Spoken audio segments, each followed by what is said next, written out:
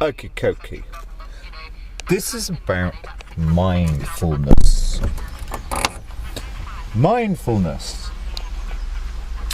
I got one tip, but this is a real tip. This has actually been my life. One of the most interesting discoveries over 20 years. Both my phones have run out of battery. Now, yeah, so today, what's the date? I'm on my Giz, my Olympus. God, I didn't even listen to compare the quality of recordings. Right, I'm only turning this on because this isn't part of the mindfulness, by the way, because it's 20 minutes for me to get ready to walk out. I'm still not feeling very well with my bug, and I've got to go and charge my batteries. Or maybe I should start the vehicle. Maybe I'll do it that way.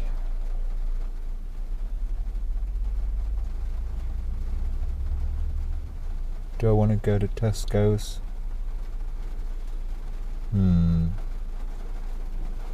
Maybe I will do it that way.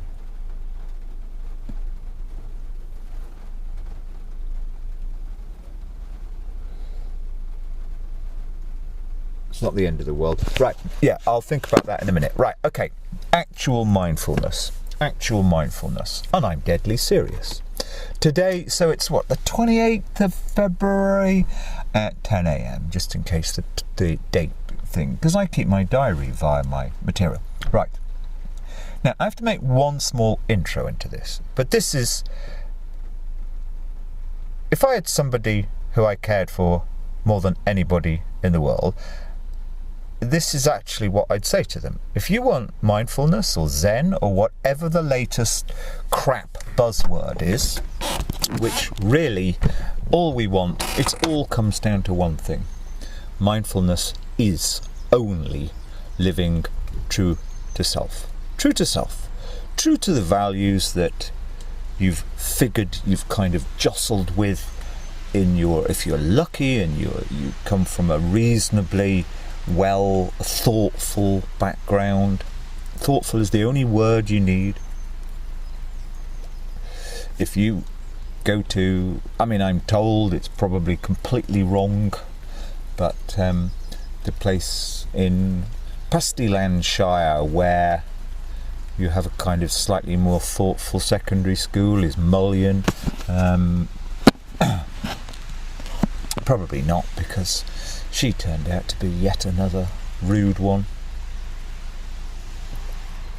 Anyway, if for whatever random reason you're a reasonably thoughtful person, you have been in perhaps your teens, your 20s, believe you me, that somehow keeping true or becoming true, perhaps that's a better way of putting it, becoming true, because in our 20s, even our 30s, it's so hard to be anything real, to actually, and when I mean be, I mean not paid to be. If I meet somebody in their 20s or 30s who tells me they're an art therapist or something like that, you're paid to be that. You're paid, it's skive work. Oh, we need people,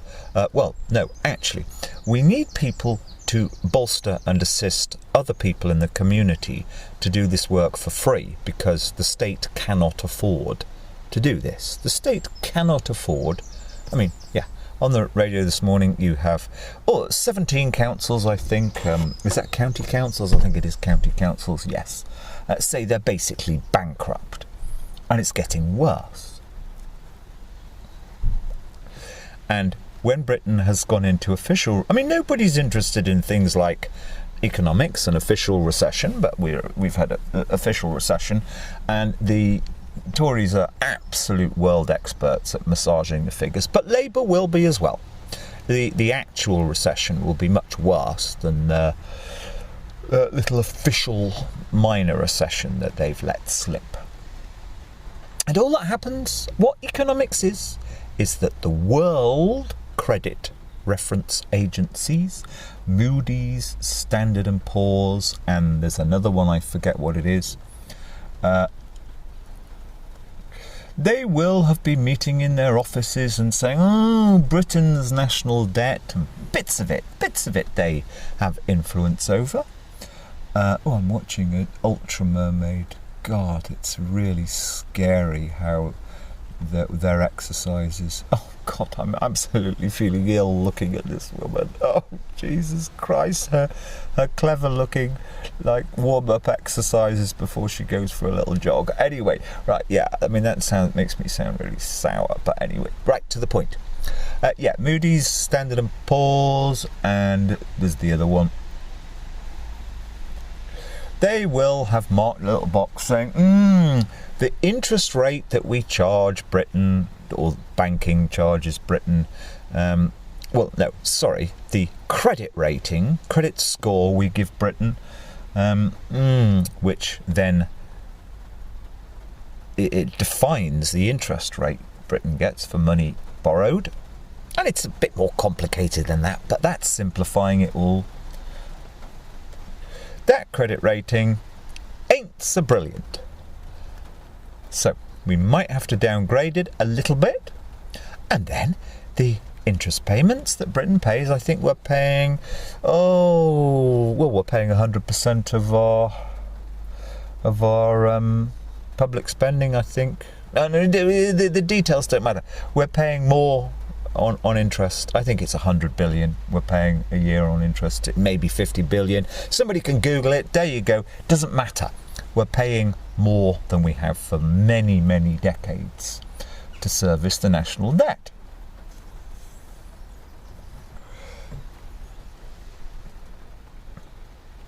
So, yes, mindfulness.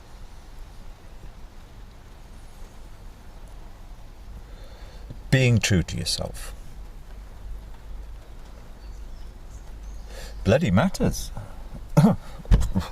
It's kind of dominated my last 20 years because I never meet anybody else, or it's extremely rare. I'd like to think a certain Serbian woman was like, I've got brilliant radar. Being true to yourself is the key to being healthy, centered, and at peace, and healthy.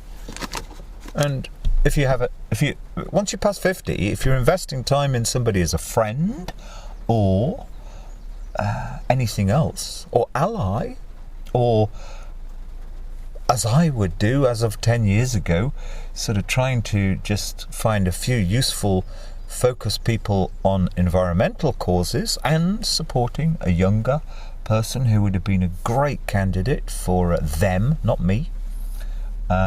You need allies. You need people who commit, who are committed and will remain functional over the 2, 3, 5 years that anything worthwhile takes. Something like Titley Scheme or other environmental things. So, you want them to have mindfulness or inner, you want a strong inner core. You don't want them to be mentally all over the place and falling to bits. Now, I'm not somebody who preaches that, never have been, but I know what it is because I kind of think I found the key to it a long time ago. There's no money in the following. There is no, it almost sounds a bit controversial, but I can guarantee, because it's been my life for 20 years, or very big, or an important, probably the most important psychological evolution of my own personal journey for 20 years. I can guarantee it works. I've pondered, I've sort of not experimented, because you can't experiment with real things, but I've looked at this from various angles mentally, and I can assure it works. Anyway, so I just got to put the quickest, silliest bit of bio in, otherwise it will be thought you've got to give some context, right? So, 2006. So 2005-6, I personally happened to be doing something in the national public domain, you could call it, that without a doubt received some establishment interest. In fact, I was almost doing it with the establishment. I just happened to be the person that Lord Justice Wall, and you cannot get more establishment, crystal clear, his write-up on me, 2005, November, December. It's actually in the court, searchable court documents. Clearly, he's on my side. He's encouraging me. This is the most powerful person in by far the largest department of the High Court in London. He actually states, good for old Clayton here. He's the right person to be campaigning for this financial aspect of divorce, sharing benefits, which is fundamental to. Anyway, I've referred to this in earlier podcast thingamy. They're not podcasts, they're just audio diary, audio autobiography mixed in with some spicy bits. But all I care about is good advice, because I wanted 10 years ago to meet people who were on the level, and I have not been able to. I really haven't. I've spent a huge amount of time on various who seem to be a bit okay. And then the hysteria of 2020 went and made a lot of people in one way or another either go obsessively anti the agenda, when I just like, hey, this is great. It means debts can be cancelled and we could just have a bit more time for each other. That's literally what I started to say. But no, they either went obsessively one way or obsessively, my God, we can't leave our houses for a year. And it's extraordinary the amount of green people that were in that second category, which upset several more balanced green people I know. They couldn't believe it. Anyway, to the point. Yes, functional people. Right, so 2005, doing something a little bit in the public domain. But I was kind of almost protected. There you go. I'd had very good media, personal, national media, kind of partly on my side. I felt partly protected, and I also had clearly judicial. I knew in November 2005, after popping to the High Court for a leave to appeal, it's one of the most extraordinary, unexpected moments of my life. And I didn't even, what am I doing? This is nuts. I had to go to London. I didn't want to. I didn't have any money.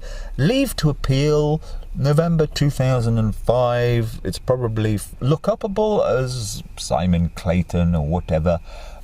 November, it may have been December. No, I'm pretty sure it was November.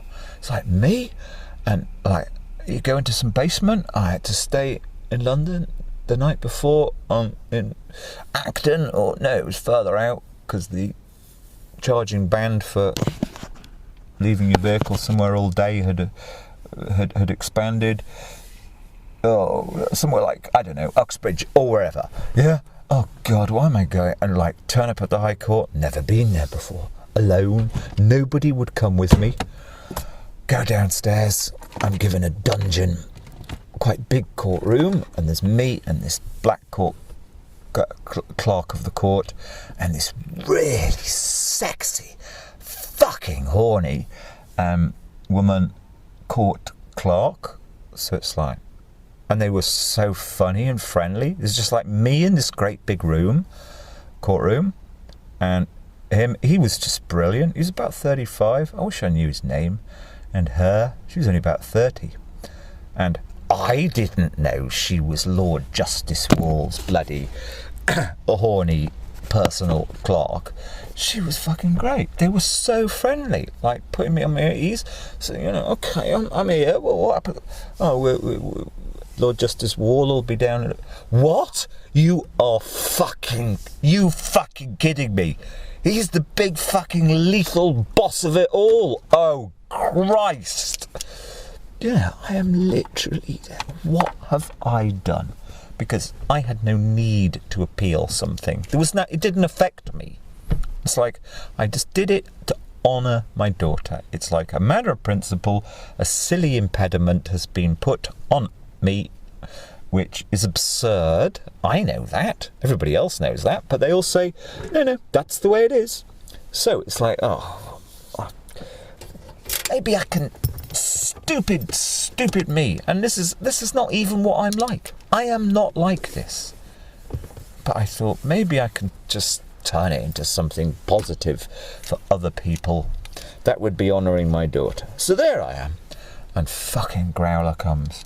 I mean, that's all people ever talked about was him, because he was the big power of this whole largest division of the High Court.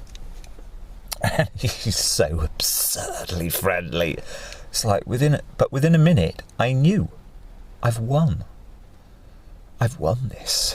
It was like, I have no idea how to do this. He wants us. That man, that dead man, bit crazy. He wants us to change this system, and he's allowed me. It's like, fuck. And afterwards, so he's just so friendly, it's ridiculous. So how's the drive being down from Wales? Oh yes, Anthony Kirk QC, who was my opponent in the 2005 case, who with me we did great things that have affected many people. Anthony, yes, I know him well, as we all knew, as I knew. So I did actually know I was all right, because Kirk knew me well. Kirk and I remained in contact, even though he was breaking the rules. He was my opponent. QC even. The mother got a QC from London on legal aid. That's like impossible. He was sent in, he was parachuted in to save her as she was self-destructing. Anyway, to the point. So, purely, this is just a bit of context in a bizarre position where, in fact, technically, really the most senior judge in London, kind of, if you just ignore the law lords, the actual House of Lords ones, who only ever encounter constitutional matters, really, then, is like sucking up to you, and like, what? Blah, blah, blah. Anyway, so I'm putting in a few things in writing over this, and then here's the point. So, right, so quickly, just create a context, because I hate to be thought to be any Walter Mitty character. Right, so yeah, so that case is won, it's big publicity, blah, blah, blah, and at the Millennium Hotel in London, it would have been October, November 2006. There's a big conference actually on my legal change. Harriet Harman's there, Wall's there, of course, and I go as John Hemming MP's official emissary. He paid for the £250 ticket for me and 2 other people that I took with me. Right, so we're at this huge, great big conference. Irrelevant, it's just these things happen. That's what, it's just, you're seeing the inside, really, of government. Anyway, outside is, and I have never, the law I changed was actually affected more women positively than men, who are having their children wrongly taken by local authorities. Anyway, outside comes along to get his face seen, and the cameras who were photographing me a bit, and my daughter. Yeah, I was with my daughter. So along comes the most famous campaigner at the time in Britain, Matt O'Connor, who I kind of knew a bit, but didn't really have anything to do with him. And he says to me, he's got somebody with him, chap, and their body languages, they're extremely friendly. And he introduces the man with him. Oh, this is my special branch minder. He was spying on us, but we just befriended him and said, why don't you just come and have tea with us? We don't mind if you're spying, And they were genuinely close friends. You could tell this. And we were just chatting for 5 or 10 minutes, and this fella said, "Oh yeah, well, we all know that anybody who comes onto the public radar, we bloody tap everything, we monitor everything, just, you know." So I didn't think much of that, and it's like, doesn't scare me, because didn't scare Matt either, because I knew I was on the public radar, whatever, and kind of had protection. That was the point. It's like, well, I got Lord Justice Wall in here, mate of Harriet Harman and a few other, the head of Kafkas, Anthony Douglas, who's very friendly to me and my daughter. So it's hardly likely they're going to turn on me. You know, I'm kind of protected. And anyway, I just put into the public domain the same things always. We've got to find healthy, peaceful, psychological solutions for the sake of children to all family rumpus. Simple. And hey, this is how we did it, and if other people can listen, it'll help thousands, hundreds of thousands, which it did. Right, so here's the thing. So having been told that, anyway, 3 years later, is it 3 years later? Oh, 6, yeah. No, 2 years later, 6, 7, yeah. So Jack Straw puts this thing into Parliament of, yes, we are going to codify reforms of court transparency, court and media transparency, etc., etc. Blah, blah, blah. And then in the last paragraph, after his gobbledygook, there's a little sting in the tail, which is, these changes, we have listened to all the campaigners, we have had 2 government consultations. In other words, they'd spent about 50 million quid. And this also means that they will have been very much lobbied by the most senior journalists in the land for about 3 years, who focused on the thing very correctly and healthily after my 2006 case. So, and then in his last few lines and this will have the effect of reversing Clayton v Clayton. Now, you can't reverse a court case anyway, but he implied he was reversing it, which in a way is kind of true. Anyway, blah, blah, blah. So I immediately call out to the top newspapers, have you listened to this? This man has lied to Parliament. Okay, which is what he did. And good for me, about 3 months later, the Times, only at my behest, I had to get the dreadful Camilla Cavendish sacked. She was the chief reporter on these things. Frances Gibb, head of the Times legal team, who I knew, took over the coverage, and she wrote my words. Jack Straw is hoodwinking. In other words, a polite word for the guy is lying. Right. Now, the only reason I've put this in, because I'm going to make a statement, a silly... this is only about mindfulness. This is about the soul. So, I had a period of about 3 months where I didn't want to. It's like, it's going to cost me. It's going to take much longer. And anyway, I'm out of my depth. No one's helping me. My own people are too stupid. So I had a period where I was emailing all the main newspapers, calling, whatever, blah, blah, blah. And I really noticed that my email seemed to be slowing down, and some of them would be delayed about a day. Now, you're never sure. You can never say for certain. And I lived in a place with, like, incredibly bad dial-up. Like, right up in the hills. It was years of extreme difficulty, draining difficulty, often just even connecting to the internet. But it did seem there was a pattern. Now, you can never know for certain. And after a few weeks, it's like, there's something, right. He knows, because the Independent, I knew, the associate editor, and Matthew Bell put a piece in. It was the first piece, middle of January 2009, that clearly questioned Mr. Straw. Now, that clearly, well, actually, that piece was a bio piece about me, which you don't want, but that's the only way he did it. So it's like, I'm on their radar. We're talking about the Minister of Justice now. Blah, blah, blah. So it's like, Anyway, you never know for certain. But I was completely alone, lived in a very remote place, just me and my daughter, no neighbour for 2 kilometres, only about 5 neighbours within a 5 kilometre circle, right high up in the hills. Anybody could spy on me.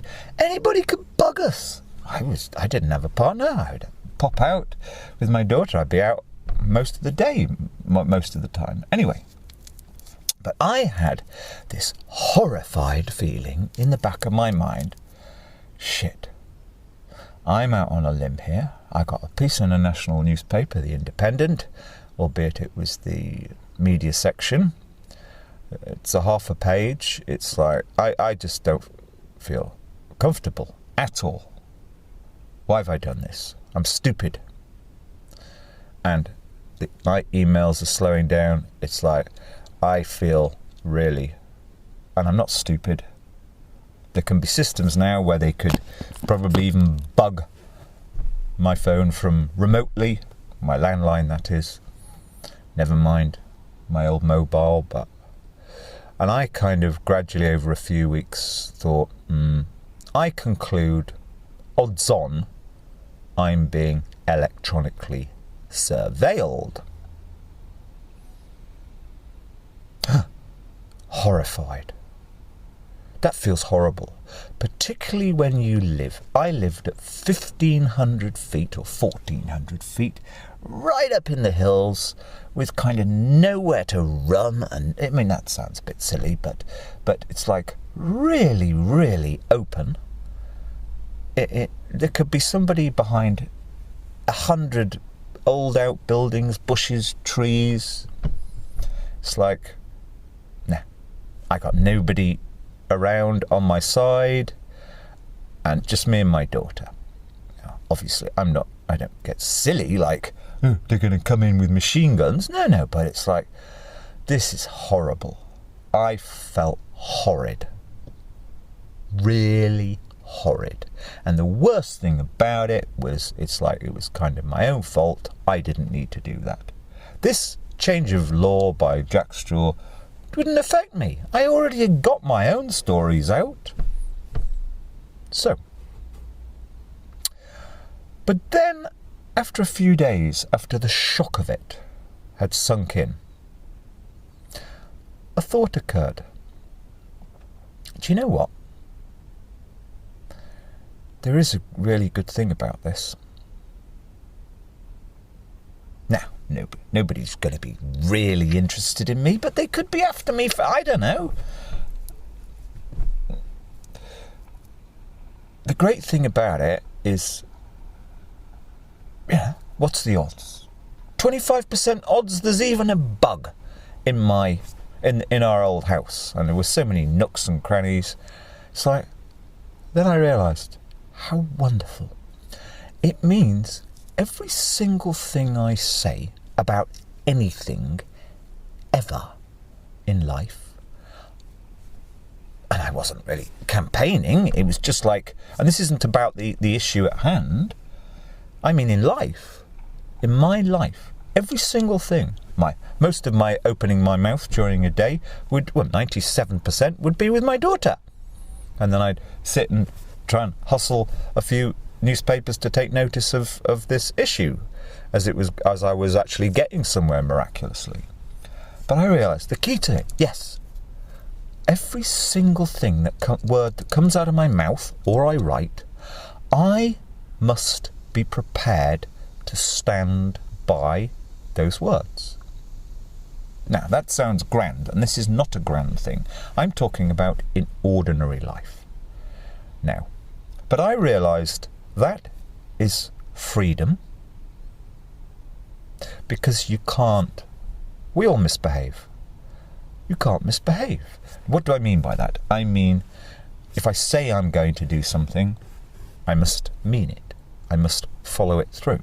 Not that the Ministry of Justice, if they'd tapped me making some false promise to a friend and I failed to carry it through, obviously that's not going to be a cause of any problem. But it does come down to this fundamental thing.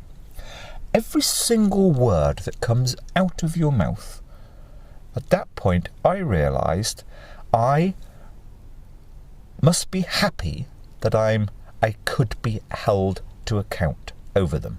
Now, that could be something to do with the child, could be something to do with some friend who you're discussing how can we get more child tax credit or something like that.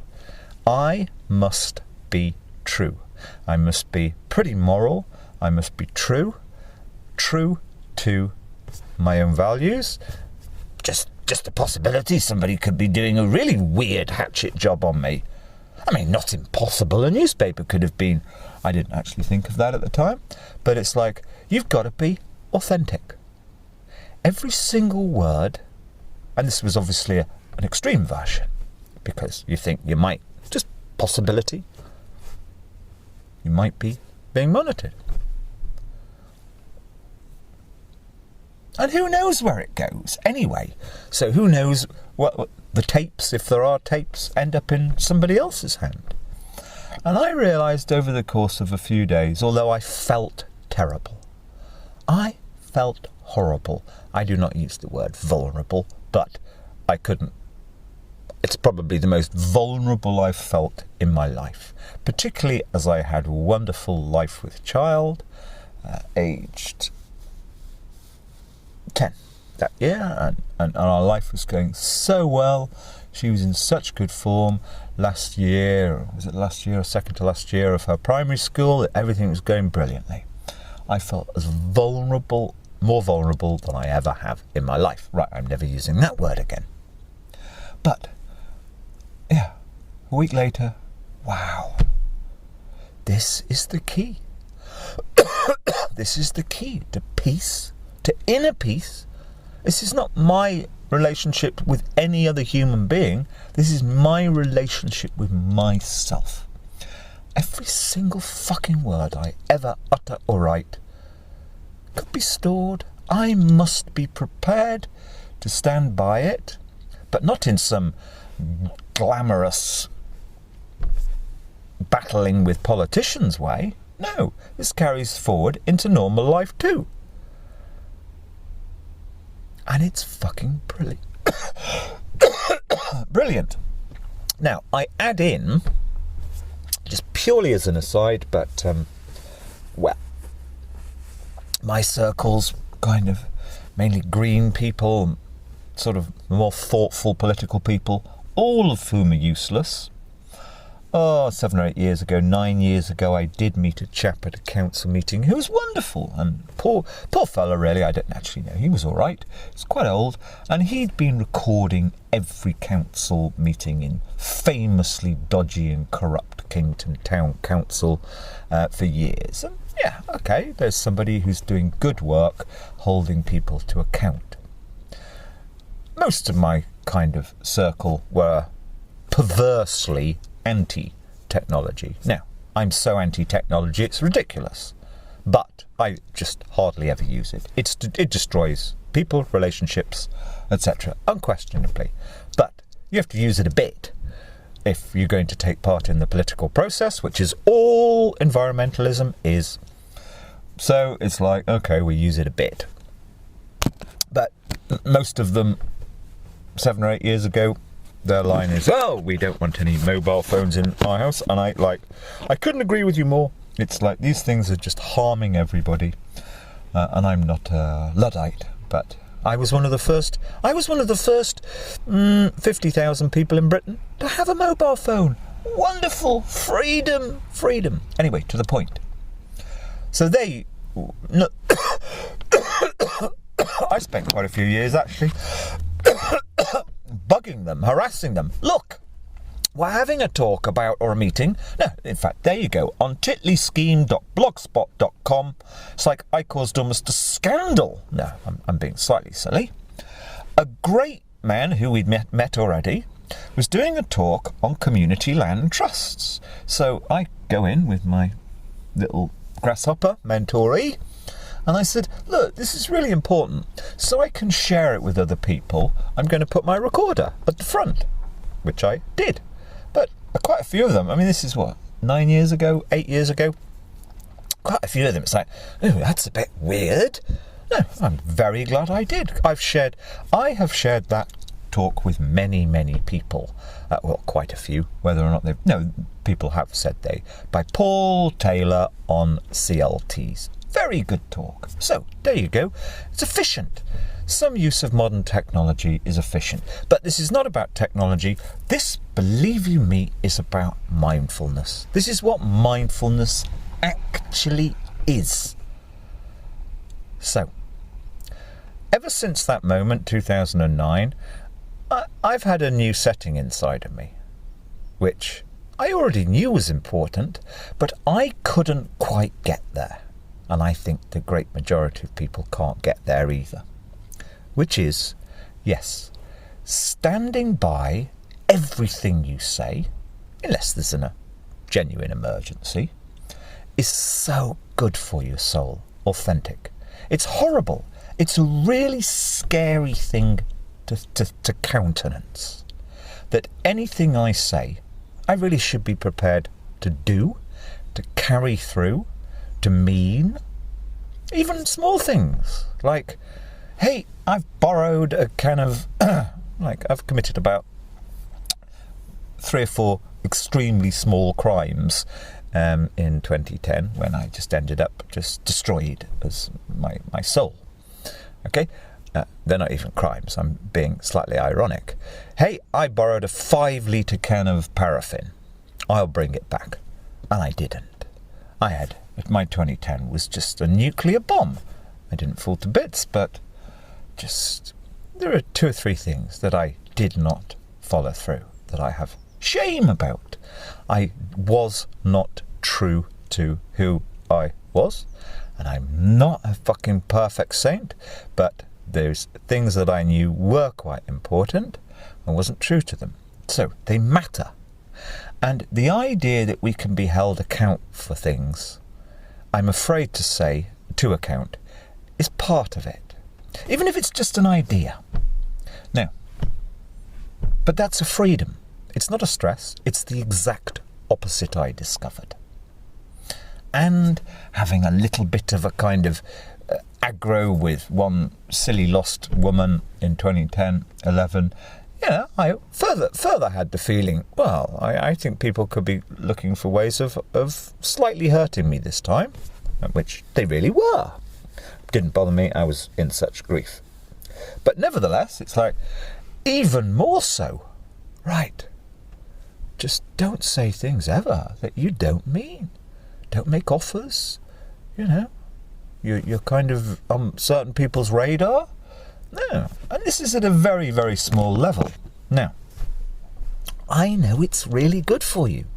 It takes you forward. There's no gimmicks, there's no courses, you don't have to listen to fucking self-pitying Gabor Mate, who's just the biggest liar in the world. I'm sure he has a great life. He's just like parasitizing people, really. No, these things really sort you out. Now, just fast forward. I hadn't been around many people who were techie at all, or had devices, or even used the internet much. Most of us grew up and realised it's hurting people. I do not mean trolling, I mean it's causing their personality to become warped 10 years ago. We knew this 15 years ago, but to the point.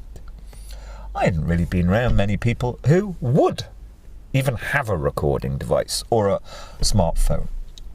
But I happened to be doing this job in the Payman Hotel, doing some, just a joke, that place, in Knighton. And there's a young woman, or 2 youngsters there. They were 20, 21. And they were actually undercover recording each other, trying to look for each other ways of suing it's like.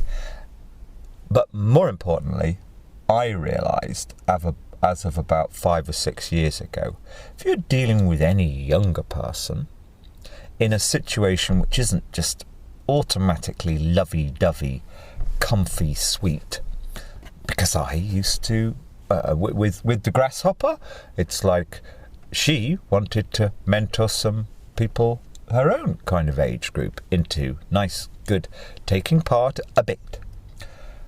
I realised 5 or 6 years ago, it's become so normal for them to record things.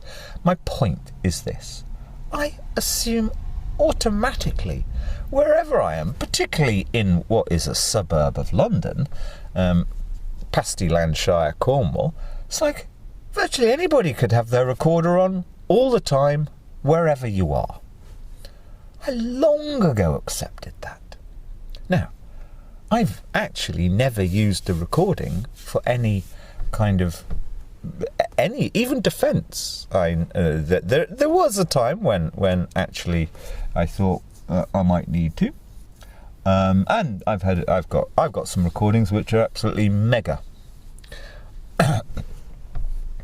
But to keep to the point, and there's only one interesting person who, to keep to the point, forgetting her, I know that this concept of all of the words, all of the kind of, I can get healed, and wellness and mindfulness and Zen and meditation. No. The thing that's been best, that really is a genuine, all of these, it's Eastern spirituality. It's meant to be about finding some kind of essential core whatever. No. It's all words, and it's all provisional. You can opt back out of any of that. In other words, you're not actually, you're not held to account. Personally, and potentially even by those nearby, unless you live in a big city and you're completely anonymous. And believe me, it is the number one mindfulness thing. Number one. Totally number one. I happen to have all my recordings. I didn't even bother putting them. I don't believe cloud storage is safe. What do I mean by that? It means they can go. I used iDrive. I decided to spend £10 on a terabyte of iDrive, or is it 10 terabytes? I can't remember. 9 months ago. It's disastrous. It's terrible. It was recommended as one of the best. It's terrible. Mega is a bit more expensive. Mega.nz. They seem reliable. There was an incident recently. But I don't care if anyone can get all my recordings. They're not really. Well, it would be an impossibly massive job to use them to hurt anybody else. But I don't care. It's just nothing. My point being is, I assume maybe there's hackers get into. I used to take pretty good measures, antivirus constantly, etc. My phone could be hacked. My computer could be hacked. It's as you have a blog that's actually seemingly quite well read. That could cause attention from somebody. I don't care, because of this fundamental thing. Every single thing, even during very few, just seemingly slightly being a little bit angrily at odds with people, which I never am. I never take anything to heart. Next day, I always make up with anybody, except for one person. Even though we've never... Well, anyway, forget about her. No, she's the only person that matters. And I'm going to say something interesting, but this is kind of sad. But anyway, to the point. Well, I've made the point. That is this thing called mindfulness. That's what it is.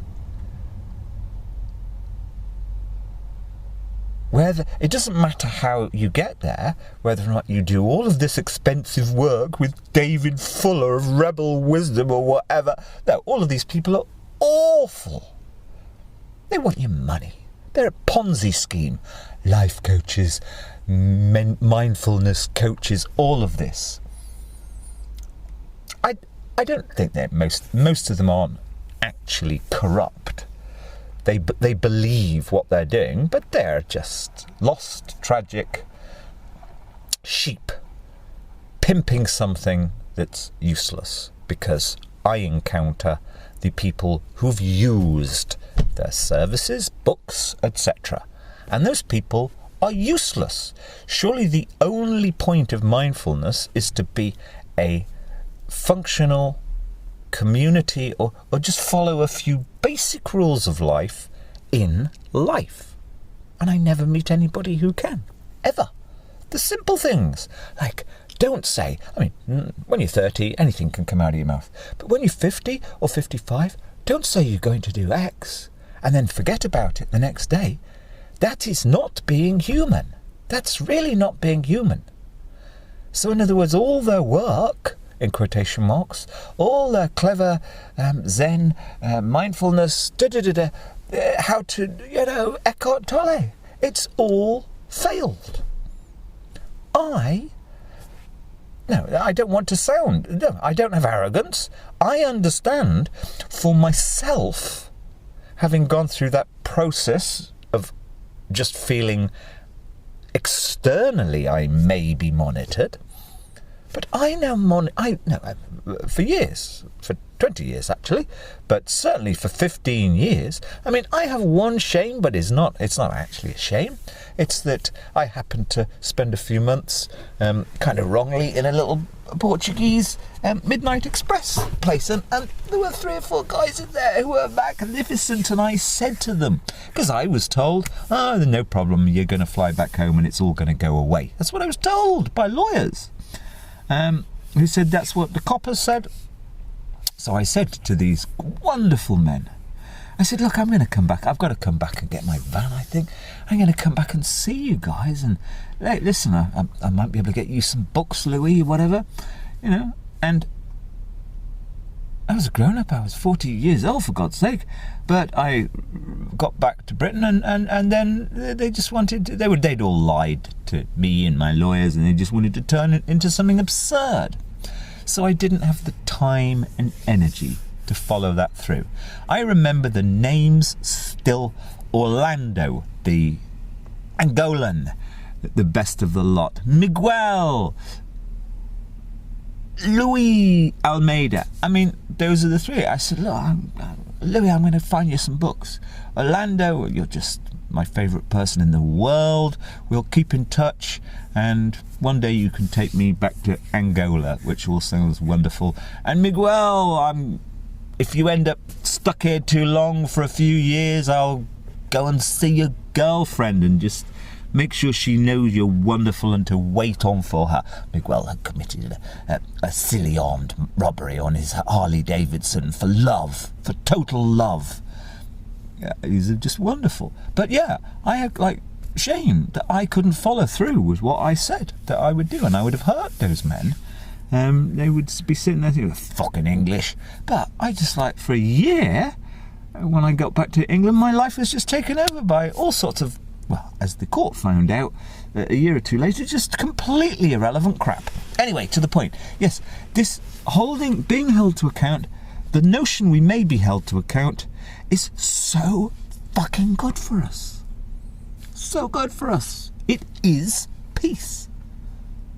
Surely if there is doing this, in parenthesis, work, that's what it's for. So we'll be a person true to who we indicate we are. So, I think the most useful thing for mindfulness, believe it or not, is the little recording device. Now, the funny thing is, because as I say, I kind of do keep a chronicle, but I also, I've encountered enough women who are quite dangerously in a mess, even though I only seek clean living, quite decent people. But even I've encountered enough women in the last 10 years who are dangerously in a mess. As a single bloke, I felt a long time ago, I will protect myself. I record all my calls. I have done for over 10 years. I got to be careful. Not that I'm anything special, but the things people make up is just disgusting in this society. There is no sane, decent line. I've encountered that. And nobody's tried it on me except somebody tried to use my daughter as a weapon. That. I actually have the whole thing recorded. I never even resorted to pulling that out. Anyway, to defend myself, I mean. It's like, no, I'm not going to... Anyway, to keep to the point. Interestingly, you see, I know a certain woman is much stronger than she implies. We spent a couple of months communicating a lot. I left my recorder on for a reason. It's like, she's interesting. She really is interesting. I'm learning so much. I haven't listened to any of it. Because I'd given up everything a year and a half ago. Found her out of the blue. It's like, there's stories here. And she is a writer of sorts. We can be communicating, collaborating, communicating so well. But I know the Eckhart world and the mermaids have slightly warped her. And a few contradictions came along. Anyway, it had been my habit for years, and for genuine protection, as is already described at the... it's in a video that I made this morning. For genuine protection, I had a habit, because I was trying to give support to a man. You have to listen to the video I made this morning as well. Okay? I was giving support to a man who had a bit of money, who was a bit of a slightly vulnerable, messed up person, although Cambridge PhD, government consultant on green matters. So I got into the habit 10 years ago to protect myself with inviting people into his world only for his benefit. I would record myself because there was money involved. His money, and I wanted to make sure nobody would ever say I was in any way manipulating anybody, which is what they all started to do as 10 years ago. No one's really done it to me, but had they done it, I got fucking recordings, right? Every second I've been in this chap's life, and every second you've been around in this chap's life, and my life, I've had recorded because I don't want you, with your smutty little thoughts of you may be manipulating him to end up with financial benefit. Not me. I don't do that. Ever. So, yes. Anyway.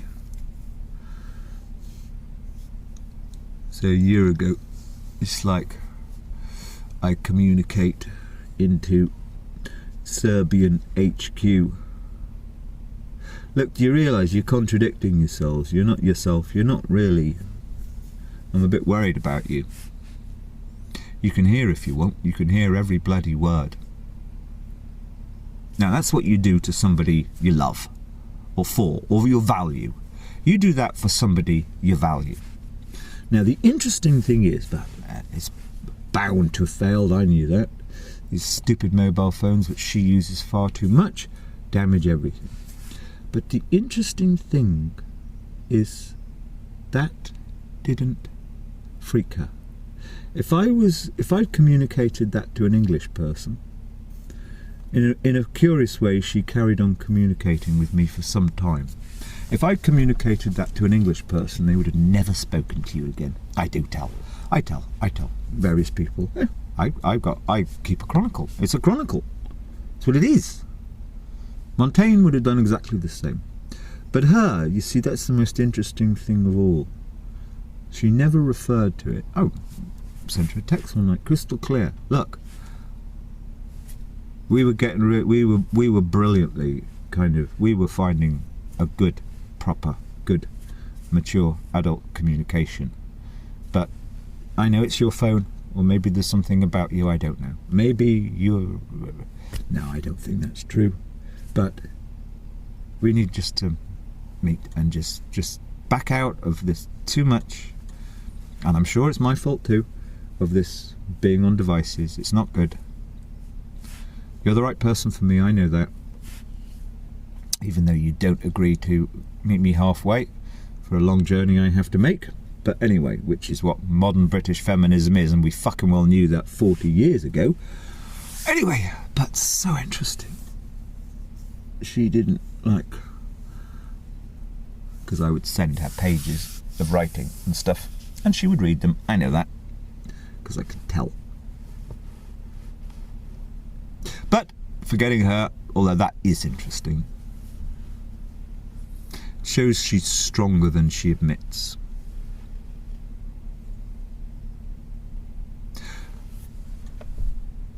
To summarise, yeah, believe me, that's what mindfulness is. And I actually feel that if everybody, I mean everybody, if there was a diktat from the age of about, I don't know, 20, maybe older, 25, everybody should always have their recorder on. I know if I'm going for a walk, particularly around here, and I'm walking along a path and I'm a couple of kilometres away from the town, and there's a woman coming in the opposite direction, I will see her fiddling with her phone. She's probably putting a recorder on.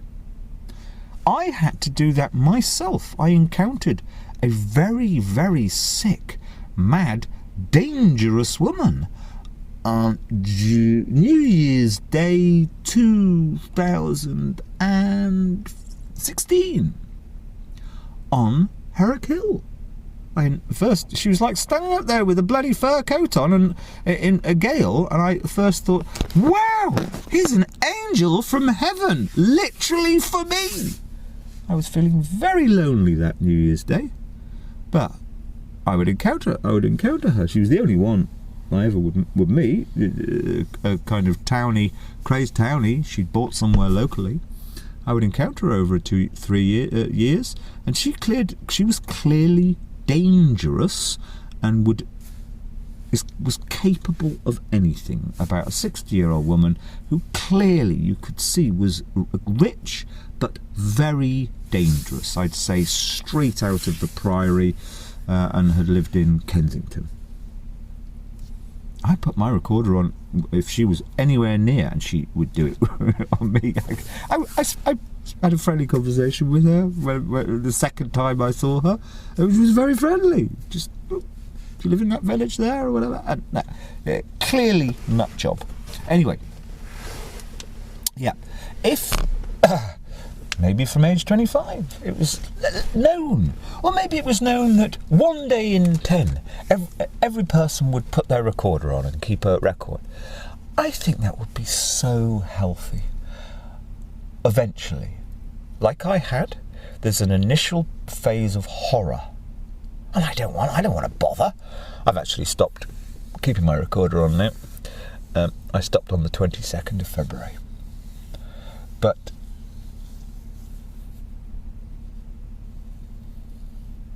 it short circuits the dodgy thinking, the charlatans. And I know also authenticity is the key, and I really mean authenticity. Real authenticity is the key to mental health. I think a lot of depression and anxiety, I know because I had it myself for a few years, despite being a commercial aircraft captain. I think depression is partly, I always used to say depression is from confusion. That's the number one. Confusion about your identity. I do not mean whether or not you're fucking from the Congo or from what the hell you're doing in Streatham. I mean your identity. Who are you? Who were your parents?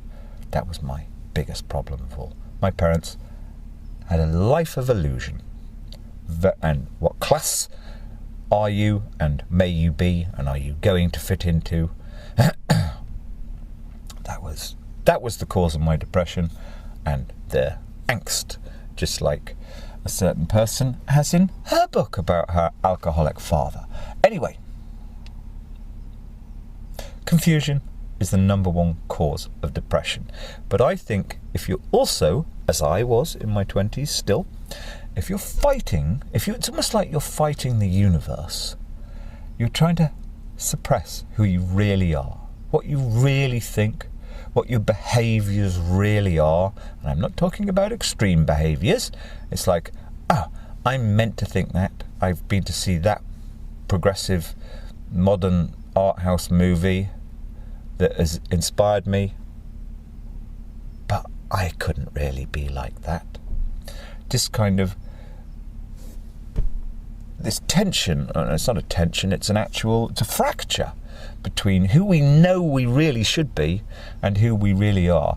That is so exhausting. I think that is one of the then further key causes of depression. It just takes so much energy, it sucks your energy, it drains you, and I think depression is mainly just a function of being exhausted. I would correspond with Claudia Hammond of the BBC in 2010, 11, 12 and gave her my theory, and she agreed that it sounded like I have put it in a different way. Anyway, but that's going off on too much of a tangent. That's, believe me, if you want simple mindfulness, try and take in, and I mean it's an action thing, I don't know, tell your friends, hey, record me, tap my phone, I don't know, I mean, it's just maybe my own circumstances were so unusual, that's not going to apply to many people, but I know that is one of the main reasons why over 5 years, which unfortunately were pretty horrible from January 2010, but over 5 years, and 2009 was a pretty tough year because I had to do the one big lifetime move of a house alone with a few fake friends who didn't help. Those 5 years, this was the big change in my life.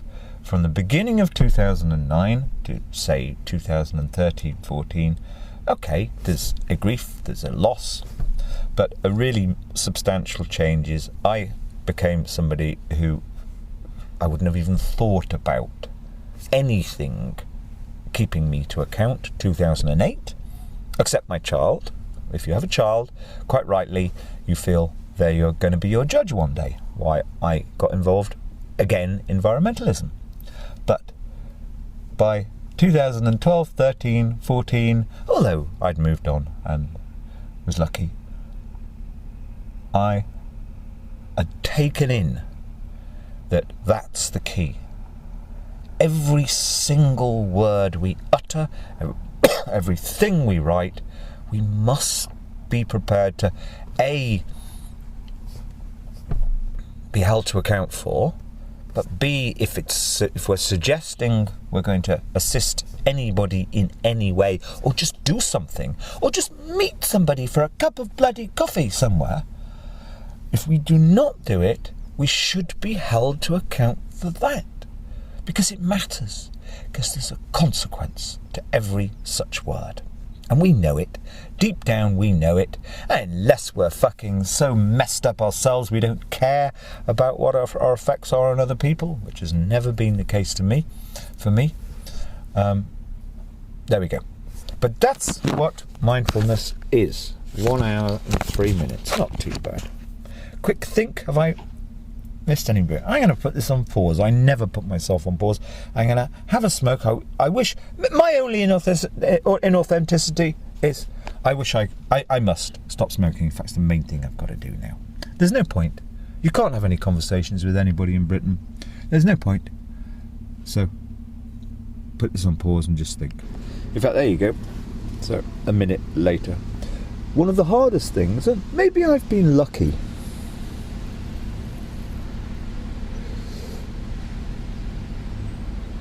One of the things we as a society don't really talk about, or we do, or we don't, or we do, or we don't, is inherited money.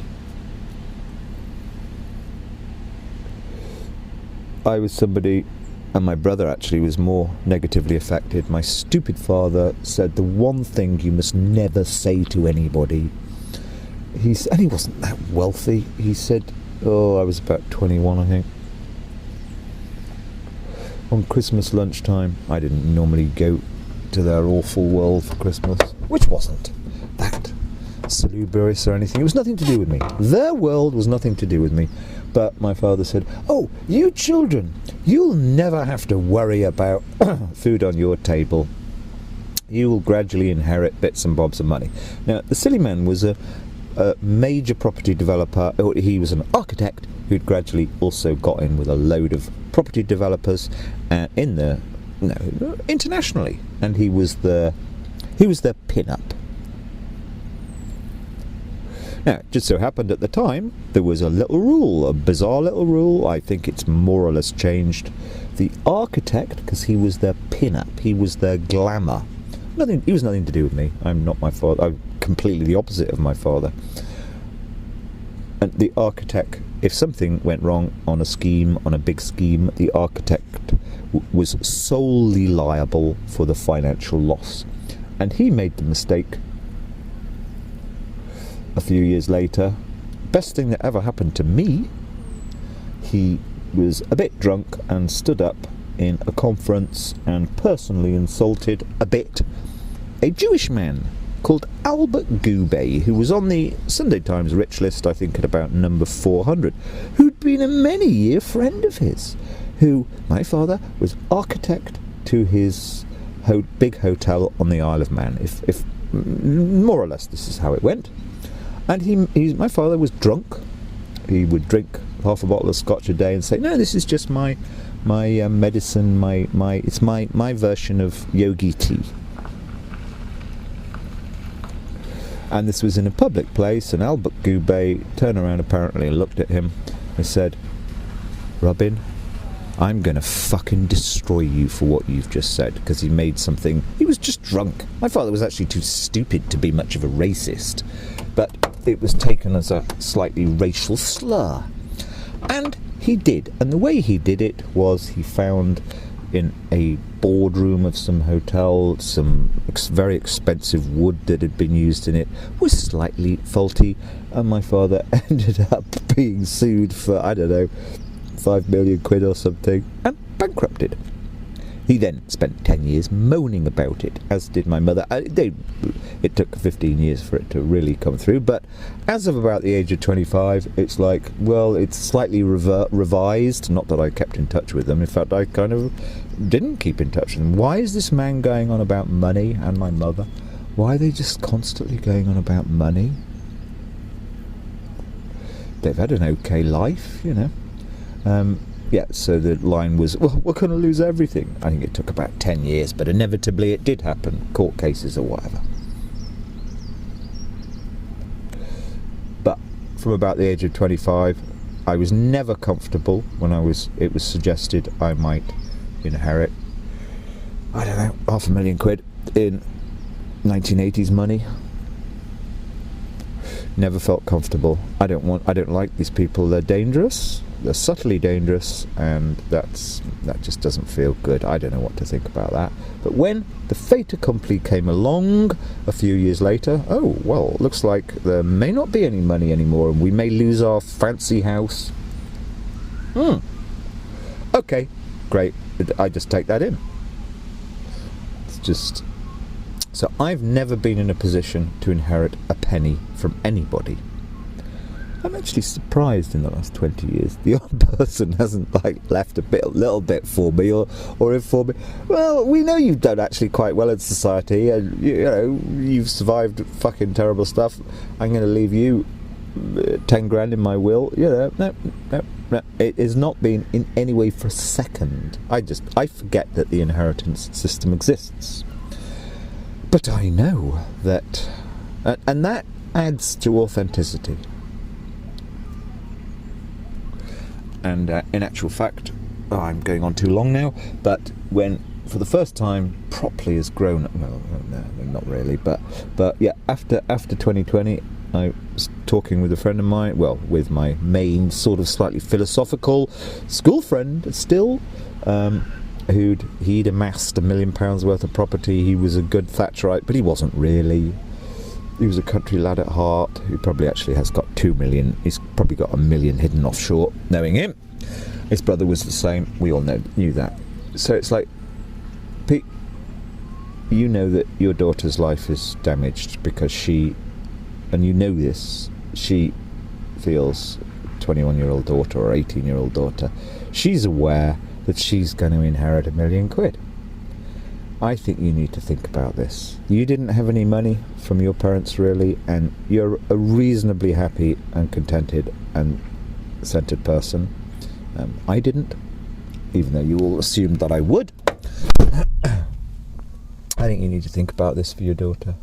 And I know, and we spent hours talking about that, and he agreed with me because he's a thinker, but I know he never will have done anything. But to the point.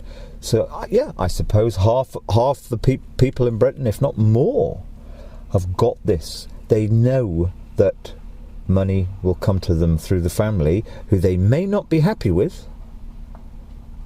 They may have evolved beyond the social mores, the values of their family, but they can't really be entirely true to themselves and turn around and say, look, you really got it wrong there. Somebody did say this to me in July, and I so valued her for saying it. She said she was going to write a book about it. So it's like, wow, I want to be your friend. I want to support you in this. I doubt she'll ever write that book somehow. Yet another fucking vapid people pleaser. But the point, is, okay, I'm doubly in a position of kind of authenticity. I do not have to temper my basic core principles and values to anybody, nor have I over 30 years, longer, thinking I've got to be a certain way, because if I kind of fall in with their kind of worldview a bit, I'll remain in their will. I've never had that. So, okay, that is, and I know this is one of the most difficult things in modern society. And of course, one of the great big changes in Britain nobody will talk about in the 20s, in my 20s, most of my kind of reasonably middle-classish, reasonably humble, because I only kept my comprehensive school friends, we were all completely aware. Inherited money is a huge problem. Nobody wanted to think of inherited money. It's like, and furthermore, everybody I knew would have been in favour of inherited money ain't good. It's not good for your soul. Probably most of them have sold out, have changed, have adapted, and most would say matured. But I don't call it matured, because I call it the opposite. Every single person aged 40, every single person I ever meet aged between 20 and 45 speaks of quite serious, and I do not spend time, I don't go to pubs, so I don't spend time with people in a mess. I seek only the more balanced and healthy living ones. But every single one reports periods of really being in the fucking abyss with mental health issues. So, you've got that. And then every single British person I know well over 45 has clearly got really quite big problems with having their mental knickers in a twist, being stuck, being hurt by their own kind of outlook, or their own social mores, or their own behaviours, or maybe their own conscience. Because although all your fucking Eckharts would imply that conscience is an old-fashioned concept, no, I believe that everybody has it deep down. Maybe people live in such a way with all their fucking yoga and all their... I mean, I'm looking at the Greek types getting out their cars in front of me. Every single one is dressed. I mean, even Guy here has his 40-year-old guy has his water bottle. It's a wet, quite cold, coolish day. No, he gets his expensive-looking water bottle out of the back of the car. 35-year-old, sort of hipster, emigre from London. Every single person in front of me in this middle-of-nowhere dump pothole car park is dressed for a city. I'm off on a rant there. No, I never rant. But the point is that every single person age 50 and over I meet is in an existential minor pickle, even though they pretend not to be. And they dress as though they're all kind of on this beautiful people endless adventure. I do not know anybody who has proper mindfulness. It fails. So I do think that inherited money also is somehow has been a force in there that we can't talk about because it is the structure of how they get their fucking houses or even their houseboats. But those two things, but inherited money is more of a problem. I'm not stupid. You can't reform the capitalist system immediately. Well, you can't. There's been no reform. It's just got shabbier and shabbier and more messy all my life. But the first thing, it sounds so stupid. I know it's been one of the best things for me. The notion that, I mean, I could even have a recorder in this vehicle now. There could be somebody who's like, oh, we don't like what he says, and somebody's managed to, I mean, there is a lot of military around here. It's not impossible. The stepfather of my daughter is a mad psychopath, and they're very military. I've informed my daughter of my writing the last year. They could have had somebody down here keep an eye on me, spied me. There could be a microphone in this vehicle now. All my calls to people that I know, I don't make many, but every single word you have to be able to account for and feel you could stand up for what you've said, your behaviour, your apparent behaviour, your actual behaviour. It's so good for you. So, mandatory recording of everything. It sounds awful, but it's going to happen anyway. And you listen to silly people make, well, you can't record this. You can't. It's just fucking hell. I know that all sorts of people, anybody I meet may record me. Quite likely. I couldn't give a shit. I don't even think about it. I forget totally that my own recorder is usually on to protect myself. Certainly based down in one or two places around here, I've had my recorder on all the time. I captured on the 26th of December a man threatening me. Well, okay, I got that. You know, it's like, I'm not going to go to the police with it. I don't do that. But it's just, if anyone causes me any trouble, it's like just the smallest possibility. I may need to resort to that as some kind of, excuse me, a man threatened me. It can be heard on a recorder. I didn't even respond to him. I just leave it be, my friend, and drove away. And he tried to hold my vehicle. I mean, I so rarely have any melodrama in my life. It doesn't matter. So there we go. And furthermore, events like that, there could be 2 or 3